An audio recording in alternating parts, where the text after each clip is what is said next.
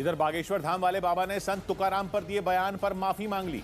उनके इस बयान का महाराष्ट्र में विरोध शुरू हो गया था। महाराष्ट्र के पुणे में तो कुणबी समुदाय सड़कों पर उतर आया था और बागेश्वर धाम वाले बाबा के खिलाफ अपना गुस्सा दिखाया था। कुणबी समुदाय ने मांग की थी कि बागेश्वर धाम वाले बाबा संत तुकाराम पर दिए बयान पर माफी मांगे और 24 घंटे के अंदर उनकी मांग पूरी हो गई, क्योंकि बागेश्वर धाम वाले बाबा ने संत तुकाराम पर दिए विवादास्पद बयान पर माफी मांग ली। अपने मन में क्षोभ न लें, हम अपने शब्दों को पुनः वापस लेते हैं।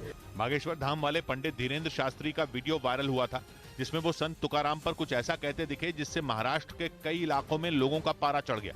संत तुकाराम महाराष्ट्र के एक ऐसे महात्मा जिनकी लुगाई रोज मारती थी, उन्हें रोज पीटती थी डंडे से। पंडित धीरेन्द्र शास्त्री का महाराष्ट्र में पहले भी विरोध हो चुका है, क्योंकि उन पर अंधविश्वास फैलाने का आरोप लगा था। इस पर खूब बवाल भी हुआ था। ये मामला ठीक से ठंडा भी नहीं हुआ कि उन्होंने संत तुकाराम के बारे में बोलकर नया विवाद खड़ा कर दिया। इस बीच इजराइल और फिलिस्तीन के झगड़े में अमेरिका भी कूद गया।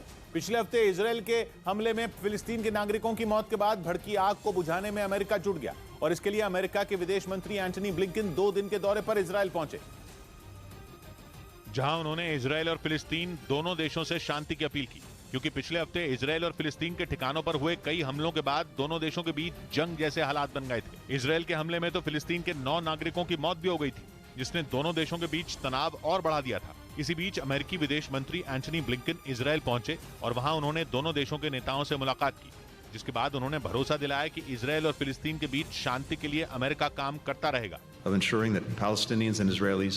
Enjoy equal measures.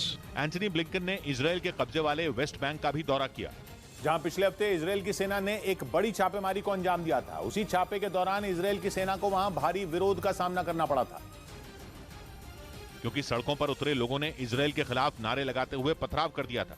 जैसे जैसे इजराइल के सैनिक अलग अलग मकानों में तलाशी के लिए घुसते गए, सड़कों पर भीड़ बढ़ती गई।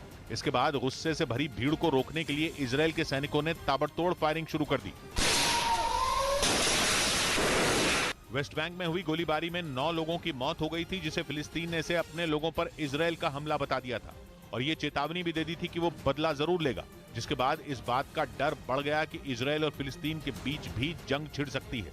इसी वजह से अमेरिका खुद दोनों देशों को शांत कराने के लिए आगे आया, जबकि सऊदी अरब ने भी इजराइल और फिलिस्तीन से शांति वार्ता दोबारा शुरू करने की अपील कर दी। इधर बीजेपी ने राहुल गांधी के कश्मीर में यात्रा करने और बर्फबारी के बीच भाषण देने पर निशाना साधा। राहुल गांधी की भारत जोड़ो यात्रा श्रीनगर में खत्म हुई थी। समापन कार्यक्रम के दौरान राहुल ने भाषण भी दिया था, जिसकी सबसे खास बात यह थी कि राहुल ने बर्फबारी के बीच भाषण दिया था। यही नहीं, उनका बर्फबारी का मजा उठाने का वीडियो भी सामने आया, जिसमें वो और प्रियंका गांधी श्रीनगर में घूमते हुए, लोगों से मिलते हुए और बर्फ से खेलते हुए नजर आए। जिसके बाद बीजेपी ने राहुल पर हमला किया और कश्मीर में शांति का क्रेडिट केंद्र सरकार को दिया। यहाँ आग बरसती थी उनकी सरकार में, हमारे टाइम में बर्फ बरस रही है, शांति है वहां पे। बीजेपी का इशारा आर्टिकल 370 की ओर था। यही वजह रही कि नरोत्तम मिश्रा ने राहुल को वो वक्त याद दिलाया जब घाटी में खून खराबा होता था। यानी श्रीनगर में भारत जोड़ो यात्रा के जरिए शांति का संदेश देने वाले राहुल बीजेपी के निशाने पर आ गए, क्योंकि बीजेपी का कहना है कि घाटी में शांति की वजह केंद्र सरकार के फैसले हैं, जिनका राहुल को फायदा हुआ और उनकी यात्रा सुकून से निपट गई। यानी यहाँ भी बीजेपी ने राहुल का पासा पलटने की कोशिश की। मैंने नहीं देखा इस तरह का चीट, इस तरह का क्रिमिनल माइंड पूरे जेल स्टाफ को ब्राइब कर देगा। मैं सोच भी नहीं सकता था। गवर्नमेंट फंक्शनरी को इम्पर्सनेट करता था, आवाजें बदलता था।